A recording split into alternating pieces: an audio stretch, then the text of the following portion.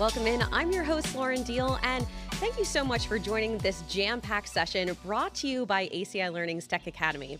The Tech Academy offers live instructor led training in core areas of IT with flexible scheduling, diverse learning methodologies, and a dedicated team of mentors. The Tech Academy is a fast track to breaking into a tech career. And Alison Ayers, our subject matter expert today, is a career services instructor for the Tech Academy, specializing in coaching students through the job search process. So, Allison, welcome to the show today. Thank you. It's great to be here. I'm so excited to jump into this. One of the topics we're going to be covering today is tech resumes and things to maybe consider in 2024, right? Absolutely. So, we're going to talk a lot about just what to prepare for when it comes to the job search because it is ever changing. And I've got actually four best practices I'm going to share with you all today about how to prepare your job search and your resume for 2024 and how not to get left behind with the current market. All right, so let's jump in and talk about maybe the statistics that we should know before we cover anything else. Absolutely. So I always like to start out with some statistics. I'm definitely a research person. Whenever I teach my classes, want to make sure that everything we're doing when it comes, related to your job search or just getting prepared for a job search is related on, factual information. And so my first stat for you today is over 98% of Fortune 500 companies and 66% of large companies actually rely on applicant tracking systems or ATS in the hiring process. So that's a big part of the hiring processes today and something you definitely want to become very familiar with. Now, before we go on, the ATS, can you give me a little bit more detail about what that is before we continue? Because it looks like we might need to know what that is. Yeah, no, absolutely. So if you've never heard of the term ATS or applicant tracking system, it's still something that's virtually pretty new, but it has become something that is really important for you to understand because more and more companies are using it. Like I said, a lot of times Fortune 500 companies are using it, but nowadays, even just large or even mid sized companies are using this to screen their applicants. So basically what an applicant tracking system is it's a software program that manages hiring processes. So it's done basically by collecting and sorting thousands of resumes. So as they're receiving these resumes, as you turn them in, and I guess the best way to describe it is like a digital filing cabinet for recruiters. So basically what they do is internal recruiters are using the ATS to run keyword and filter searches, much the same as, like if behind the scenes when they're searching for applicants on a job board site. And so that's just kind of a summary of how the ATS works. I'll go more in depth with it today as well. But basically, it's like a digital filing system. It receives all of your resumes as you turn them in, and then the recruiters use it as a tool to screen through those applicants. All right. Well, that's very Um, helpful as well. Now let's jump back to the statistics because I see that there's some more we should know about. Yeah, no, absolutely. So the next one I want to share with you is that not only do Fortune 500s and large companies use an ATS, but there are over 200 different types of ATS that are in use today. And they use those for, different job search market, each with its own specifications for screening candidates. So they're all a little bit different, but the good news is they work very similarly. On average, about 250 applicants apply to a single corporate job opening, and the ATS will eliminate most of these resumes from consideration. So just imagine being a recruiter and trying to review 250 applications. That would be a lot of work on a recruiter's end. So, one of the things that a recruiter uses this for is to eliminate maybe applicants that are not a great fit for the position. Obviously, a recruiter doesn't have time to review 250 applications. And so, what they do is they use the ATS to kind of screen those applicants in advance and to be able to really spend more time on the applicants that fit their position more closely. And so, it's a great tool for them. But that also means for us when we're applying that we want to keep the ATS in mind because if we're not, it may eliminate us from even being seen by a recruiter in advance. The ATS may eliminate you before that process. So it's really important to understand that. And I've got a little bit more for you, Lauren, too, about an ATS. So just kind of to go more in depth. All right. Yeah. Tell us more about ATS and how it kind of filters through because I'm immediately thinking, I assume that there was a human on the other end of this. And so it's kind of news to Yes. me that my resume has been filtered out in the past and never maybe even reached a human. Yeah, no, absolutely. So, just some more back information on ATS so you can understand it better. And kind of this hits my first main point here is my first major tip when it comes to preparing a resume in 2024 is to understand how an ATS works. And by having that knowledge, using that knowledge to help prepare your resume to meet those needs. So kind of quick first thing I want to share with you is that an ATS distribution amongst companies definitely varies. And so some companies are using ATS like Workday, Success Factors, Greenhouse, Lever, ICMI, ICIMS. Those are all very popular ATS systems. But the important thing is that they all have something in common. So even if whether it's Workday, whether it's Greenhouse, looking at your resume, they all work very similarly. And so what basically an ATS system does is it automatically ranks your resume. So how it's ranking your resume is the application is actually being ranked on many different factors. Typically, skills and experience are the main ones, and then the more that these items are found by the ATS, it's ranking your resume higher or lower depending on what you've listed. And so, kind of the point is that when you're submitting the resume, just like you were saying, Lauren, a lot of us assume someone's seeing it, but it's actually going to the ATS first, and the ATS is determining based on those filters, is this being ranked high enough for the recruiter to basically view the resume? Another way that it works is it also uses what we call keyword sensitive. So, keywords that it's searching for on your resume. If the applicant tracking system is programmed to look for a specific keyword and you include it on your resume, well, that's great. That's a good thing, right? But if it's not included on your resume, that can also mean that your resume is getting in the no pile before it even gets to a recruiter. And so that's why it's so important when we're building our resumes that we're keeping in mind what kind of keywords maybe are listed on the job description. Are we putting that on our resume? And how do we make sure that we're incorporating that in there so it does get past the ATS and actually gets to the recruiter? Okay. And I'm immediately thinking about my current resume or resumes I've used in the past. And I'm thinking that maybe just what you said with keywords, I don't know if I've done that, but okay. I on Etsy, shouting it out, purchased a really pretty one with like, I put my face on it because I'm in broadcasting. So you want to showcase, like, hey, this is what I look like Uh-huh. on air. And then I did like a fancy column, and then I had like bullets and sections. And I thought I was very savvy and it was going to be very eye catching. But now I'm starting to think that maybe that wasn't a good idea. Is that way off base? No, I love that question because I mean, I get it, right? The visual appeal of it. And I think a lot of us too, we want our resumes to stand out, right? We hear that a Yes. lot. Make your resume stand out, make it unique. And I get that point, but the problem is that now ATS are being used more often, and that kind of hits my last bullet point there, Lauren. Many of the best practices with respect to an ATS is linked to actually the formatting of the resume. So some of the things I was just touching on, the keywords are important.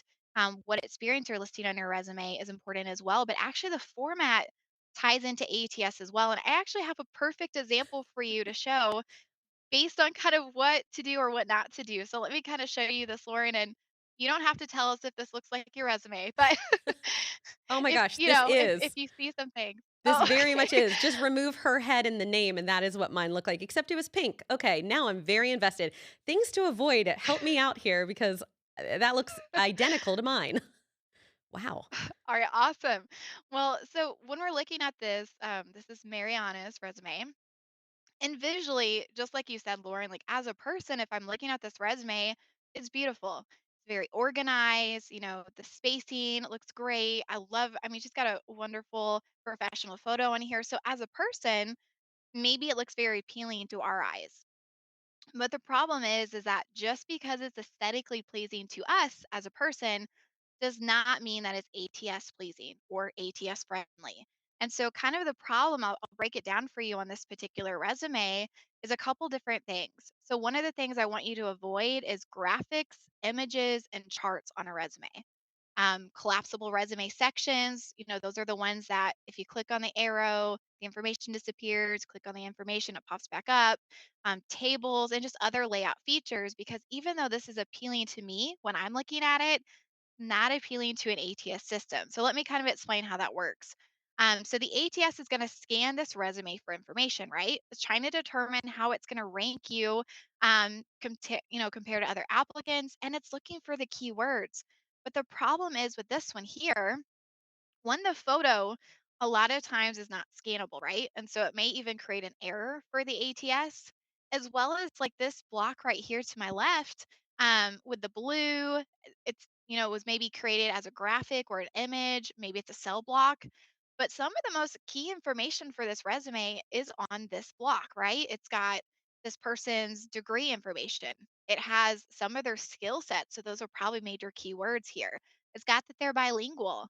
Many of these things, if it's scanned by the ATS, it may not be able to pick up on the keywords. And so they may end up getting in the no pile consistently, not because they don't have good information on their resume, but because of the format. So format really does matter. And as much as I know I love a beautiful resume as well, but if the format's a barrier, it's considering not just what the person's going to see, but what the ATS is going to do when it scans it. And so that's something we definitely want to keep in mind there. A So great question. off camera, I'm definitely taking notes. And Yeah. so I hope that you at home are doing the same thing because mine looks just like that. And I'm thinking if everything in that one column is not even recognized, or frankly, the whole resume isn't picked up because it's poor formatting, Yeah. it sounds like we need to dial back to the basics. Right? 100%. Again, this visually is appealing to me as a person. So maybe if you had a resume, and those small chances, it doesn't happen many times, but maybe that you can send it directly to a recruiter because you're already starting a conversation. That's one thing. But for most of us, we apply for jobs on job boards, right? Like on LinkedIn, on Indeed. And so many times it's going through the ATS first. And so again, your resume could be beautiful, but what's the point of it being beautiful if no one sees it, right? And so making sure that we're keeping that format in mind, is definitely really important. So, no, that's a great question. Some other things I would recommend, this isn't necessarily related to the ATS, but just things to avoid that I see commonly in resumes when I review them, is unclear abbreviations and acronyms.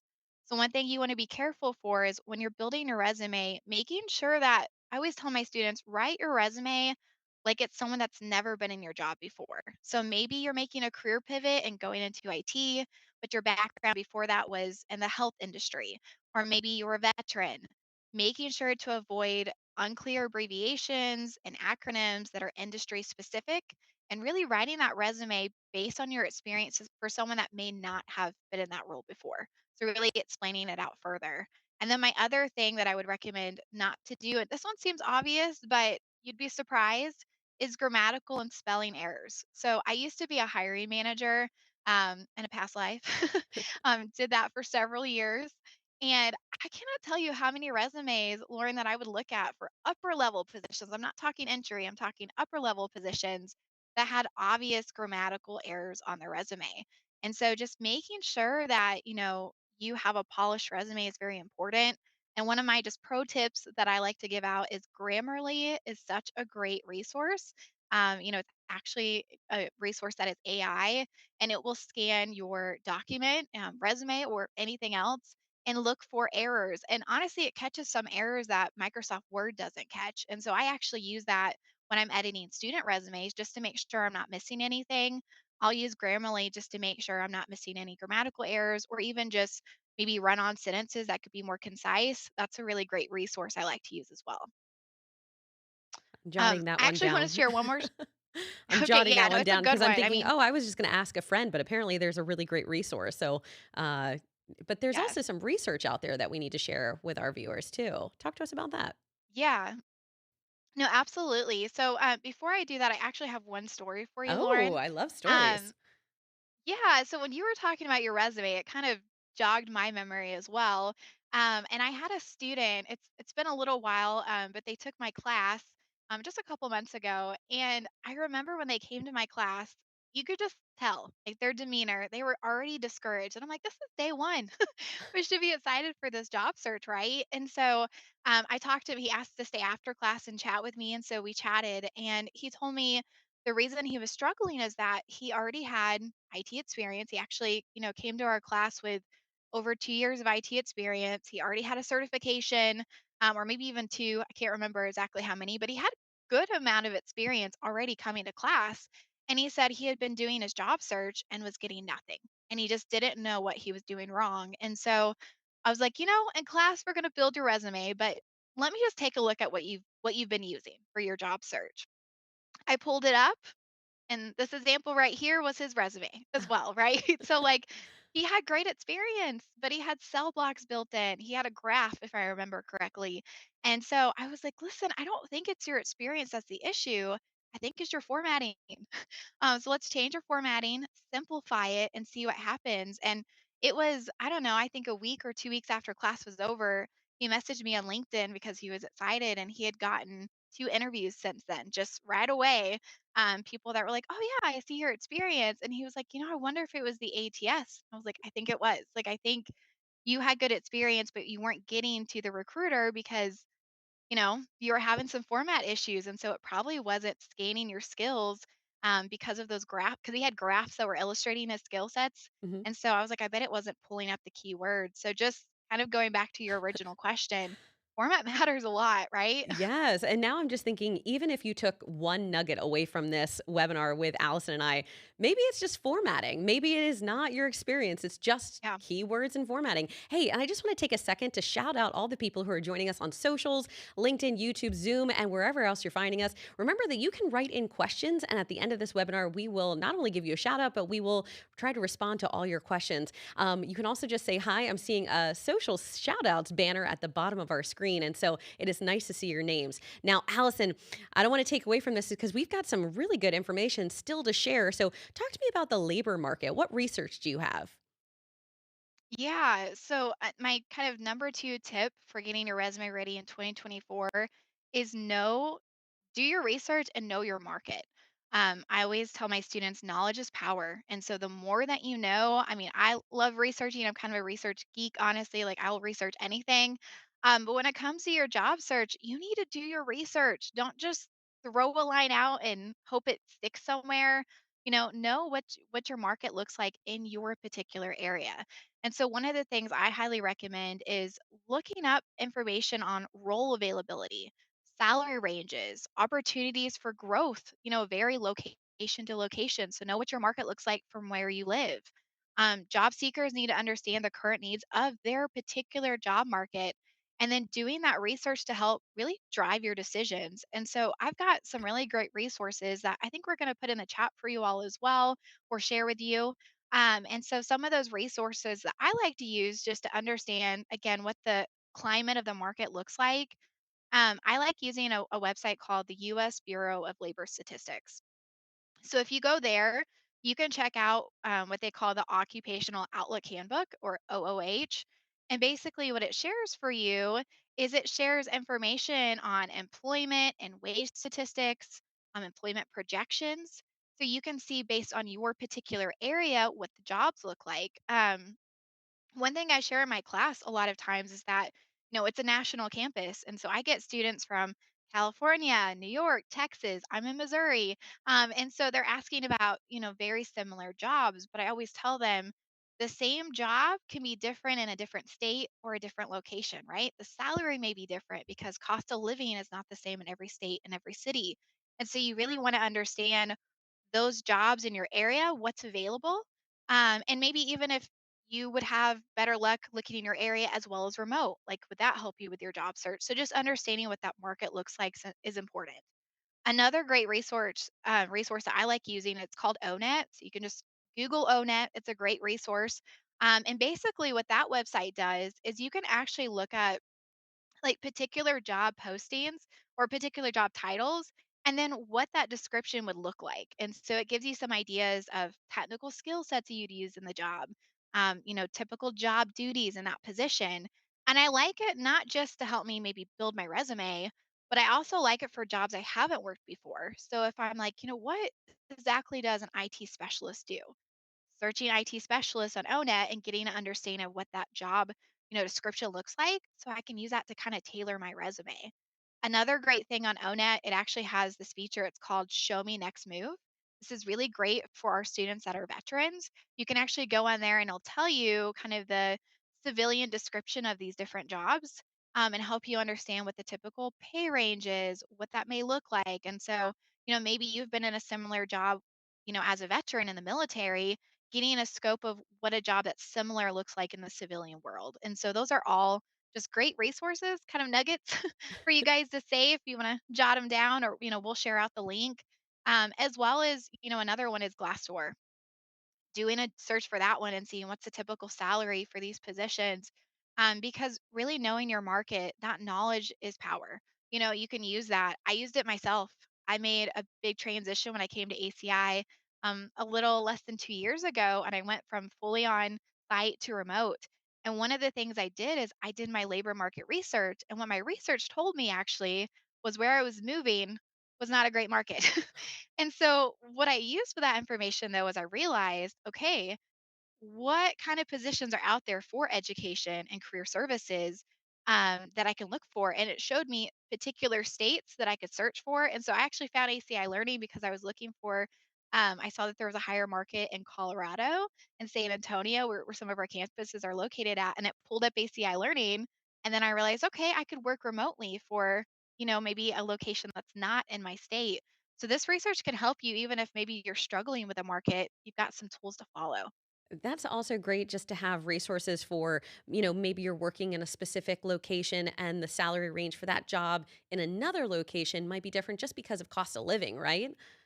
Yes, absolutely. And with remote work Yeah, no, that can help a changing the lot. game, I'm so glad that you found a job that allows you to work remotely, but even though the job posting might have been Colorado specifically.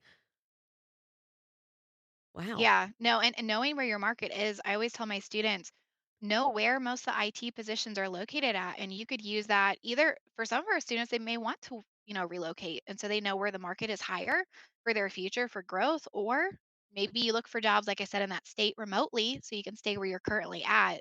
So it really does help just having that knowledge. And then also realizing maybe where you need to start, where you're located at now, may be different, based on your location. So that research can really help you just have a good understanding of what to expect in your job search. All right. So now we've got a foundation of what to search and maybe some do nots. But how do I clean up my resume now? What do I do? Yes. So my big advice here, and this is probably one of my favorite things to do on a resume, is target your resume. And I'm going to go into what that means. But basically, what that means here is that of the set of resumes, a recruiter receives from the ATS, recruiters will actually only look at your resume for 6 to 7 seconds. That's it. I know that's crazy, but that's it. They look at it very quickly to decide if they want to put you in the no pile, in the yes pile, if they want to get to know you better, maybe with an interview. And so that's a very quick turnaround time. And so one of the things we have to keep in mind is that you're in a race to communicate clearly to recruiters why they want to keep reading, how to get their attention. And with that, one of the advices I would give is you got to tailor your resume. So you need to tailor your resume to be IT targeted. I know most of our students, and viewers viewing in, they're either going into IT for the first time or they're already in the IT field. And so making your resume IT targeted. Your resume should, like, let's say that you're applying for jobs in IT and you're also applying for jobs in marketing. Those two resumes should not look the same because they're two very different industries. And so my advice would be is taking that resume and really making it clear what transferable skill sets that you have toward IT, and what of those skill sets are specific to IT. And so that resume should look different based on the industry you're going into and maybe even the particular job. A help desk position is not the same as a technician. Those two resumes may look different. And so it's important to take the time to target your resume. I'm so One of the glad that things you I like, mentioned that. I'm sorry to jump in, but I'm thinking I've no, always you're just okay. flung around the exact same resume because I am of an old school thought of like, oh, they care about education and experience, and then the skills are secondary. But if you are a career jumper, Mhm. I'm thinking I used to be a teacher in a past life for 10 years and then jumped into tech and TV hosting. Someone looking up that Mhm. resume might think, what is she even applying for this? But if you take the skills and you really kind of massage the terms that you're using and kind of reframe teaching as project management, that might be a better way to Absolutely. take your skills and make them seem more applicable to the field you're wanting to step into. So that hit home, Allison. Good. No, I mean, those examples are perfect too, right? I tell my students when I'm applying for jobs, I've kind of got two backgrounds. I have a background in career services, but I also have a background in higher education administration. Yes. When I apply for jobs, if I'm looking for jobs in both fields, I have two different resumes. I don't use the same one for the same job. And it's because, even when you have experiences, some experiences just fit better with different types of jobs, right? And so, kind of tying that in with what you just said, Lauren, have you ever heard the terminology work history? Many times when people talk about a resume, they say, well, it's your work history. Your resume really shouldn't just be your work history because when I hear the word history, I think everything you've done in your past job, right? I don't want everything you've done in your past job in your resume. I want what from your last job relates to the job you want. And so, really, getting more into those bullet points of writing them based on what experience is transferable to the job you want, not necessarily everything you've ever done in that job. And so, I always tell my students, your resume is not a biography, it's a highlight reel. And so highlight the things that translate best to the job you're looking for. And again, if you're looking at two different industries, those experiences aren't going to always be the same thing, right? And so still your work history, but it's based on the job that you're looking for. So that's kind of how I explain My mind is blowing off camera, the production behind the scene, and I'm like, what? Mic drop? Because it makes sense when you say it out loud, but I think I've just been conditioned to think, okay, I need to tell them the timeline of my history of existing in a workforce, not so much, the lessons and the takeaways that I had from the previous jobs that will help me to be the best version I can be for the candidate that you're searching for in your career that you're trying to fill. So you're just changing the way I view applying for jobs. And I think that is a huge takeaway from today is it's not just a biography, as you said. It is what are you actually bringing to the table? And if they only have 6 seconds, you need to make it like very clear and evident, right? 100%. And I'm so glad. This, like, it's because I know my students always tell me when they give me their resume, well, here's my work history. And that's always my first thing is I'm like, okay, well, we're going to change that. Yes. Like, we're not focusing on just your history, but let me tell you why. Like, don't look at me like I'm crazy. Like, let me explain why. So no, absolutely. And I think this kind of hits on with this last bullet point. Job seekers need to be able to quickly establish themselves as experts in their domain. And so when you think of an expert, and I mean, this is even for those of you that are job changers. So maybe you're sitting here watching today and saying, I want to go into IT, but I haven't done it yet. Like what from your last experience relates to IT? And you'd be surprised. A lot of you have experience that already relates to IT, even when you haven't been in, that field yet. And so I always tell my students on your summary, like, how are you going to speak about, your past and why you're making that shift into IT, making them understand what have you done to kind of start making that adjustment? Maybe you've started working on certifications already. Maybe you've signed up for some technical training. So, really explaining to them what you're doing to get there. And in those bullet points, again, how many of us have used computer and technology in our jobs when we haven't worked in IT? Most of us have. And so, considering how we highlight those things on our bullet points, even when we're brand new to the field, because it's still going to get their attention, it's transferable skill sets. And so, many of you have these skill sets that already resonate with the field you're going into. Let's just change the verbiage and make that the focal point. Okay, well, now I'm hyped up and I'm thinking, okay, well, I can't have my picture and the graphics and the columns and the paragraphs. I'm thinking, oh my gosh, as I'm saying this aloud, I have a paragraph. So we're going to take that out. We're going to scrub it clean and let's rebuild a foundation that is actually sustainable. So, what are some best practices? Even just talk to me about like the format, because now I don't know what I'm doing. Okay, so let's go into some best practices. So we told you what not to do, right? Let's focus on what to do on our resume. So I would say the first thing when it comes to formatting is your resume sections matter. And so, what I mean by sections is when you build your resume, you do want to have headers. Make it very clear what experience is being listed on your resume. And so, this isn't just for the ATS. This is now hopefully you put in those, key skill sets, got their attention. They're now looking at your resume. They don't want to hunt for information. That's one of the things I always share. When I was a hiring manager, I would look at sometimes hundreds of resumes in a short period of time. I didn't have time to try to find it. And so if your format or just the way you've built your resume is hard to find key information, I'm not going to keep looking. I'm just going to put you in the no pile. And so, one of the things I would say is simple is best. So, making sure you have some nice, just clean headers that are bolded, easy to follow. Common headers are going to be things like summary, education, experience, maybe honors and awards, skill sets. And so, just making it very clear so they can just quickly look at them and see those things that are highlighted, right? That they can see quickly in that short period of time. You do want to make sure, as much as I said, avoid just the work history, make it targeted.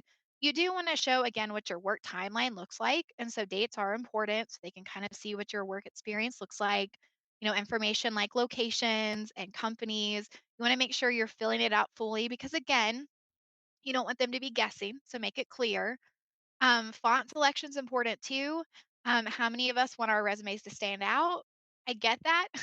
But if your font is something like cursive or squiggly, then sometimes they're hard to read. And so one of the things I recommend is when it comes to your font, I recommend a sans serif font. So basically that's a font that has no tail. That's what that means. So you can pick whatever font you so choose, but try to pick one that's a sans serif font because it's easy to read very quickly. Because again, when you're writing your resume, you're not just writing it for you, you're writing it for the recruiter and the hiring manager. And so basically, make it as easy for them as possible because they're going to want to keep reading if that's the case. File type is important too. When you're applying to jobs, the most common file types are going to be a Word document or a PDF. I actually prefer a PDF. They're still ATS friendly. And the reason I prefer a PDF is because have you ever looked at a document before, like on a computer, but then try to look at it on your phone and it looks all kinds of funky? You don't know how they're viewing your resume. And so a PDF will keep that beautiful format that you have completed and it will look the same on no matter what source they're viewing it on. So I do recommend a good PDF. The other thing I recommend, and this ties into kind of everything, Lauren, we've been talking about today, but the keywords. So you may be asking, as we've been kind of pumping in keywords, relevancy, targeting your resume. How do you do that? Well, the easiest way to do that are in these four sections. So the best way to incorporate keywords is in your summary, in your skill section, your education section, and your work experience. And so let's just say you're applying for a job. What I would do is I would look at that job description and see are there some major skill sets or just experience they're looking for that you have. And then I would consider how do I incorporate that into my resume, but quickly, right? Like you don't want to have to be spending an hour every time you apply for a position to tailor it. So, one of the quickest ways to do that is incorporate it into your summary. So, one of the things you can do is when you're writing a summary, it's typically about 3 to 5 sentences. And what it's going to explain is your past, so your past work experience, maybe even why you're getting to IT or your IT experience you already have. It's talking about your current experience. So, again, what are you doing to gain more experiences? Are you working on certifications? Are you getting technical training? And then it's asking about your future. So, what are you looking for? What are some job titles you're searching for? Those are all keywords. So, if you list maybe the job title that you just applied for and say that's what you're searching for, it's going to already use that as a keyword to pull up, your resume. If you're incorporating some of the experiences you have that relate to IT, it's going to pull up your resume. The other most obvious place to put in keywords is the skills section. This is probably the easiest one, right? Like if it lists out Active Directory, Microsoft Word, PowerPoint, and the job description, plug those into your skills section. Obviously, make sure that you have those skills, but if you do, just plug them into your skills section. One of the big things that I noticed on resumes is that they'll list a lot of skills that aren't relevant. So you want to make sure when you're listing skills, again, having that mindset of I'm writing skills, not just every skill I have, but the skills that I think translate best to the job I'm wanting. So focusing on for IT jobs, technical skill sets that you have, as well as transferable ones like customer service, troubleshooting, those kind of skill sets. When it comes to education, the best way to kind of plug in those keywords is certifications. If you've got any certs, even ones you don't have yet, incorporating the ones that you're working towards. So you could say in progress on there as well. And so showing that you're working toward those, that's a great way to highlight that. Maybe you're getting an IT degree or pursuing one, or even just any education that you have. A degree is a degree. So making sure you're listing those on your resume as well. Well, And then finally, work experience. Oh, I'm sorry. Go ahead, Lauren. oh, no, I was thinking, at the Tech Academy and at ACI, we're big fans of celebrating those who have gone through the certifications path because we're realizing that a lot of jobs or careers are looking for Hmm. a culmination of skills. A degree was Yes. good and you can still do that. But if you're looking to get as many skills as possible in a shorter amount of time for less dollar bills, this seems to be the best route to go. At least that's what I'm hearing. Yeah, no, 100%. I actually get a lot of students that have, even some of them have IT degrees already, but they're still coming to ACI learning because they need the certs, right? And so being able to have that hand in hand is so important. And many of our students, I always tell them, like, you don't need a degree to get into IT. These entry level jobs many times are looking for, somebody eager to jump into the field, and some of them don't even require certification. So just having that base knowledge of training can help you a lot. And so, again, just anything that you can highlight related to the job is going to help a lot. Work experience is the last place I would say that you could easily just build in some keywords. And that just goes right back to what I've been saying. Um, Making those bullet points matter, have them pack a punch. And so, what I mean by that is making sure those bullet points are related to the industry you're going into. So, let's just say your background's healthcare, it's not IT, but you're wanting to go into IT. Think back to that job. When were you using technology skill sets? Did you do data inputting in your job? Did you use Excel? Did you use Microsoft Word? Were there any softwares you used? Again, considering those things and plugging those into your bullet points because, I always tell my students once you can learn it once, you can learn a new software, right? Like if you can learn one software, you can learn another. And so it's just showing those transferable skill sets. So you can still target a resume even if you're brand new to the field. A lot of our students are making a career pivot, and they can still make an IT targeted resume because they have transferable skill sets they're bringing to the table. Oh, that makes me excited and it's kind of getting me thinking about what I'm going to be putting on my resume. And I'm sure you're thinking at home as well. In fact, I'm just looking at the chat. We have so many questions rolling in from Zoom, Oh, LinkedIn, awesome. YouTube, and anywhere else you can find us. And so I would say if you have a question, Allison and I, in just a couple minutes, are going to open up the conversation and answer Mhm. questions that you have. And so as we roll out these last couple slides, take a minute and add your question and we'll get to it shortly. So, Allison, talk to us about some of the statistics we talked about in the beginning. We're going to talk about it now, but this one's a little bit different, right? Yeah. So this is kind of my last stat of the day, and it's 46%, nearly half of current job seekers utilize AI tools to supplement their job search efforts. And so I know when we say the word AI, it's kind of a buzzword right now, right? Like everybody is talking about AI, whether it's, we're on social media and trying to figure out if a picture is AI generated or if it's, so many different topics. But what a lot of people don't realize is that AI is starting to become a very big component of the job search, as well as knowing how to use AI can be such a great tool for you to help you as you're moving into the job search as well.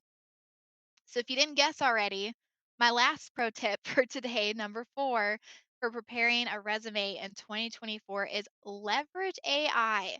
Use it to your advantage. Use the power of AI to help you with your job search. And so, AI is currently being employed in ATS and resume scanner tools, job seekers.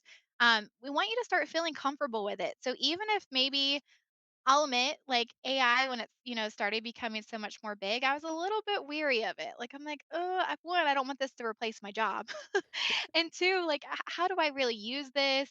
And so I was a little bit weary of it as well, but we are seeing it become so much more a tool set for our students to use when they're starting their job search. The use, just the amount of ways that you can use AI is evolving. So even if maybe you use AI to help you like get ready for your job search, you can then, once you gain that skill set, you could put it on your resume. So one of the great things about AI is that it is one of the highly ranked digital skill sets. And so even maybe as you're learning it for your job search, you can then eventually plug it into your resume to show it's actually a skill set that you have gained, which is becoming a highly sought after skill set by employers. And then I would also say just job seekers should understand the ways in which AI can help strengthen their marketability. And so just to give you some examples, um, one of my favorite AI tools is probably going to be ChatGPT, which most people have heard of. It's probably one of the most popular ones. I also really like Jasper Chat. And so, how you can use these AI tools is you can actually correlate the job posting and the resume keywords to boost relevancy. You could use it to draft a cover letter based on company knowledge or experience. You could even generate potential interview questions based on a particular job description. So that could be a great way to use it as well. I actually had a student recently. We had class together, and I usually connect with many of my students on LinkedIn after class is over. And he actually wrote me a LinkedIn recommendation, which I very much appreciated. So I messaged him and just said, "Thank you so much for this recommendation." And he kind of like messaged me back with like a smile and he said, "Just so you know, I used Chat GPT to write it." And I was like, wow, I wouldn't even known that. Like it was so, well written and just thorough. And so, it's really a great tool to use. I think you have to think of it though as a tool, not a replacement. And so AI can be a great way to just help get you started, maybe building some content or giving you examples of content. And then, if you're using AI to say write a cover letter, my only advice is just make sure you're then reading through it, right? Like making sure the information is what you want it to be, maybe adjusting your prompts if it's not, or even considering, like maybe adding in your own special sauce. And so, special sauce to me is quantitative details. So maybe AI generates a really nice cover letter, but it's not really covering some of those details you want to incorporate. Well, then just edit it, but you've got a starting point and so it'll still save you a lot of time. And so maybe then I edit it and I add in things like, it says I managed a team. I say how many people I managed. Or it says that, I did inventory. I can say how much that inventory was worth. And so you can still add your special sauce into it. But it's a great tool to save you time. So it's definitely a skill set. I would recommend get out of your comfort zone a little bit, try it out. I think it's going to be a tool that becomes more and more a need in your job search. And anything that makes your job a little bit easier, we want support. And I feel like it might clean up some of the things that you want to say, but you're not quite sure how to say it. And so AI can be 100%. something that makes your job a little bit easier. And so I would encourage you to do it as well. Now, this is the part of the webinar where we get to hear from you, and we would love to have you add a question in the chat, something that maybe has worked for you, or maybe that you just want a little bit more clarification about. So I'm going to give you a minute to jump into Zoom or LinkedIn or YouTube, wherever you're watching, and type something in. We'd love to hear from you. Now, while you're doing that, I'm going to pick Allison's brain though and ask you a question. In years past, I've heard that you should only have a resume that's 1 page long. Can you have multiple pages, or would you say stick to 1 page? I love that question. So we recommend that you can go up to 2 pages. Oh, And so, for some people, a page resume is going to be great, a great fit for you, right? And your first page is the most important. So I will say that. So the first page is what I call prime real estate. This is where the recruiter and hiring manager is going to spend most of their time. And so you want to make sure that kind of the order of your resume matters. And so again, your skill sets, if you want to incorporate some technical skills, your summary, your education typically is going to be on page one. But you can definitely go more than 1 page, like considering, maybe you have 10 years of work experience that's got a lot of relevancy. I want to make sure that you capture that. So it's okay to go over a page, but 2 pages is your max. And again, make sure you're considering that page one is where they're going to spend their most time. So you want to make sure that that is going to be the most important information and everything else kind of goes on to the second page. Does that make sense? absolutely. I'm glad that we clarified too, because I think we dance on that line of what's enough and what's too much. You don't want to Hmm. send them a manuscript of your, or a manuscript of your life or your next action Yes. feature. All right, so the questions are rolling in. Just wanted to take 1 second just to talk about how we have webinars coming up. And you can actually, from watching this webinar, we want to give you a gift of offering you 30% off of IT Pro if you use the code webinar30. So remember, you can check out our library. It's like the Netflix of training, so you can check that out. All right, so we're going to roll into our first questions, and it looks like it's coming from Juan from LinkedIn. They say, I'm a software engineer, but unsure of how to put new technologies that I learn on my own. Should I add a new section? My resume is 2 pages long already. Okay, that's a great question. So, the first thing I would say is that you don't want to go over 2 pages, Okay. right? And so you may have to consider again what's most relevant. So are there some things on your resume that's fluff? Like, like is there ways that we can maybe adjust your language to be more concise so we can save some space? But if you have the space, and it's not putting you over 2 pages, I would recommend creating like a special project section. So I tell my students this, like I've got a lot of students that are brand new to IT, but they've built a computer on their own multiple times. Or, maybe they volunteered for a company and done some IT support, just not professionally. So what I would do is I'd create a special project section, and then you can highlight some of the things that you're learning on your own. So they can still see that, but it may not be work related. But you will have to try to take some content out to make it fit. So keep in mind again what's going to be most relevant. But if you think that's a skill set or just some things that you're doing that is going to have a lot of relevancy, that's the best way to do it is create a special project section. Just have the header say special projects, and then you can break it down on what kind of things you do in your own time that relate to the job. That's a great question. Thank you so much for writing in, Juan. We appreciate you. The next one is coming from Sarah. She's joining us on Zoom. Thanks for joining us. They say, is there a difference in approach when creating a resume for a work from home position versus in person? Good question. Not necessarily. I think it depends on what your goal is. So let's just say that you're working remote right now and you're wanting to continue to work remote. And if that's part of your target search, maybe highlighting some of the skill sets are different when we work remotely, from home. And so if that's your goal to stay working remotely, maybe incorporating in some of those bullet points, some of those skill sets you use as a remote worker. And so that's what I would incorporate in. If you're open to remote, hybrid, and in person, it may not matter as much. But either way, you're going to really spell out your experience and target it toward the specific job. So doesn't necessarily matter unless you are trying to stay remote. And then you may want to incorporate some of those skill sets, if that makes sense. Yeah, no, and that's helpful for anyone who might see hybrid pop up. That's another terminology that's in there. And so just Hmm. looking for the keywords that suit what you're looking for. All right. Thank you so much, Sarah, for joining us. The next question is from Zoom. It's from Esdras. And they say some job descriptions list 10 to 20 requirement qualifications. If you have 3 to 5 of those, is it worth applying for the job? Ooh, that's a good one. That's a really good one. So here's a rule I use. It's called the 60% rule. So if I am applying for a job or if my students are applying for a job, I want you to determine if you qualify for the job if you meet 60% of the qualifications. If you meet 60% of the qualifications, so let's just break it down. Let's say there's 10 qualifications and you meet 6 of them. Apply. If you meet less of them, then you're probably not a good fit for the position. And so I would use the 60% rule. And this works too. Like, don't focus on the preferred, only the qualifications. So, one of the ways I refer to job listings are like a dating site. They're gonna list everything and anything they want from you, in a position, but a lot of times people are gonna have all of them. And so many of my students say, I can't apply for this job. And I'm like, why not? And they're like, because I don't meet 100% of the qualifications. You don't need to meet 100% of the qualifications. Actually, sometimes recruiters and hiring managers prefer someone that doesn't meet all of them because it gives them opportunity for growth. So that can be a good thing. But I would say you want to meet at least 60% of them, just, to make sure that you're a good fit. That's a really good piece of advice, the 60%.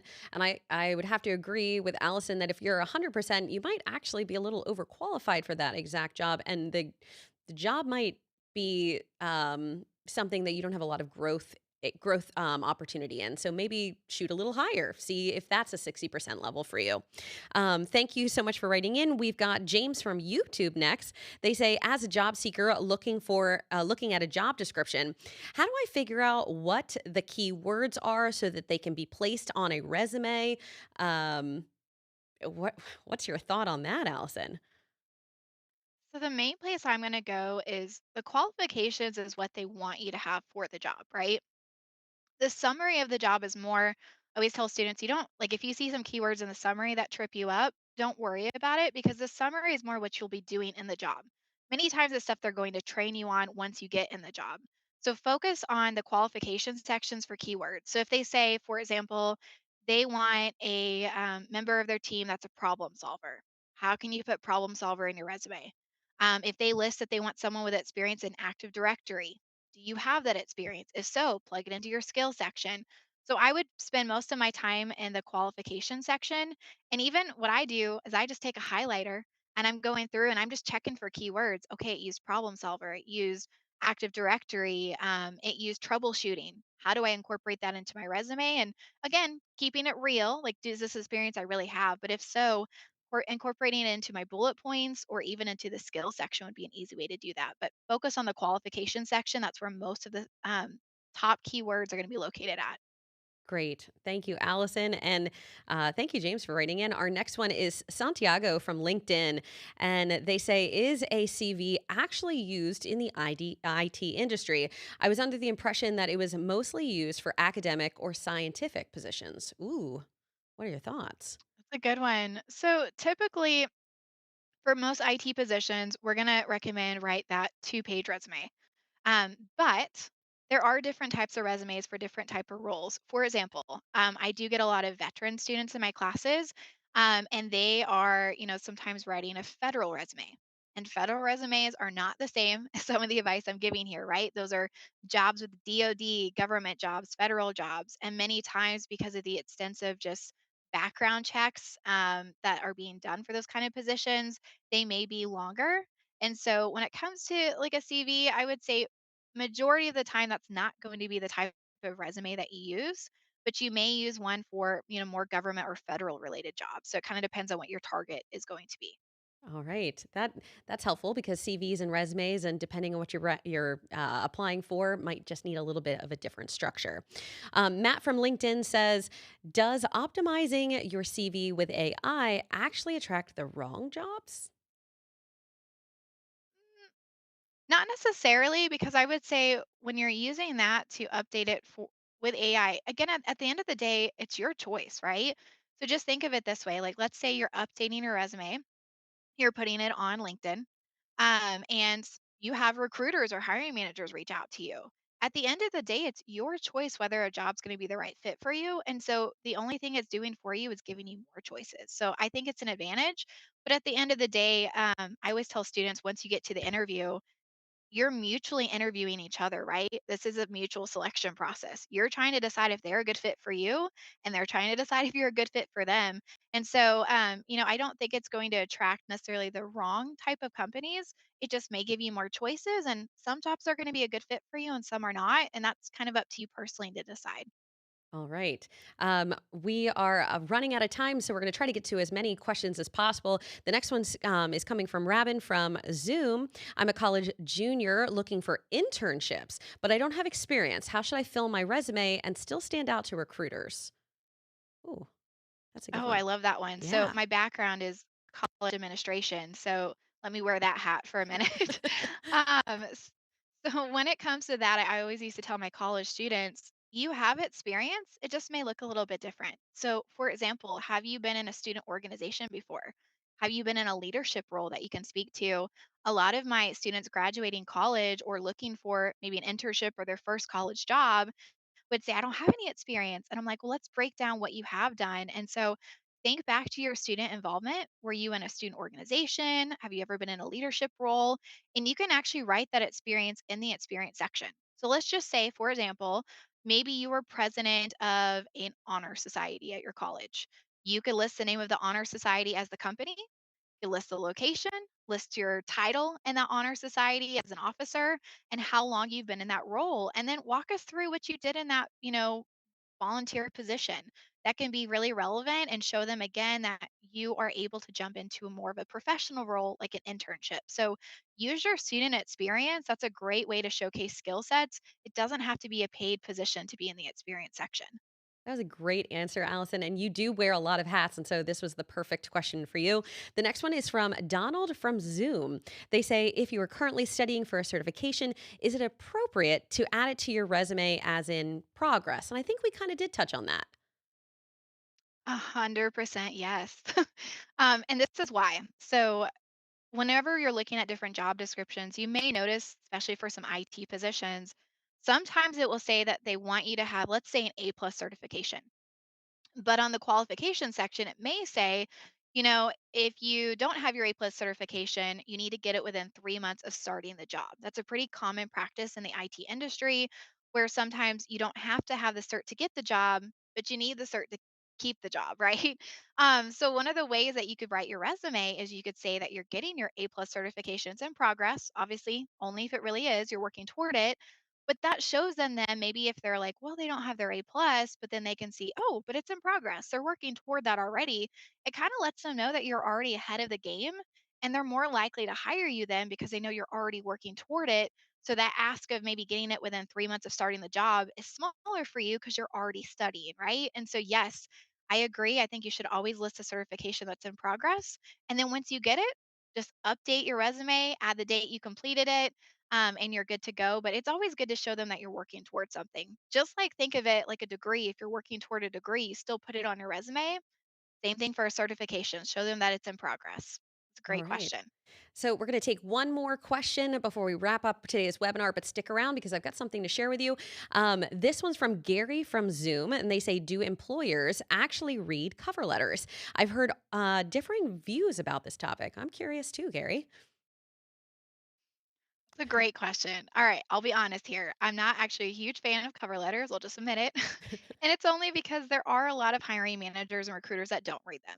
But here's the thing, it's so important to make sure that you are still building a cover letter and being intentional. Now, you can be smart and you could use AI to help build it for you too to save some time, but you want to make sure that you are building a cover letter because that if that is the one component that's missing from hiring, right? And so you don't want to stand in your own way. And so even if you don't love cover letters, like again, I've admitted they're not my favorite, they can be a great way to showcase more of your experience. And I definitely have had candidates where I'm looking at between one and another one, and I'm trying to decide which one's the best fit. And then maybe I look through their cover letter and see, oh, this is some more information about the candidate I didn't realize. Or maybe I can read their passion, in that cover letter. And so, whether we love them or not, I think that at least for now, cover letters are still something that you want to have on hand and ready to go. So you can submit it to an employer. You don't want it to be that one thing that doesn't get you the job. I think that's a great point. I'd rather have it than not and wish you did.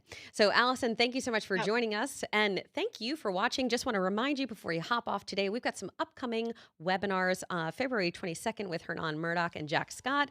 And then we've got March 7th, All Things Cyber with Joe Healy. So, Allison, we think you are a fantastic resource. And I hope that we get a chance to follow you on LinkedIn and ask any other further questions if you missed getting Allison's opinion on this one. So thanks for joining us, Allison, and thank you for watching. And today's episode was brought to you by ACI's Tech Academy. Join us next time.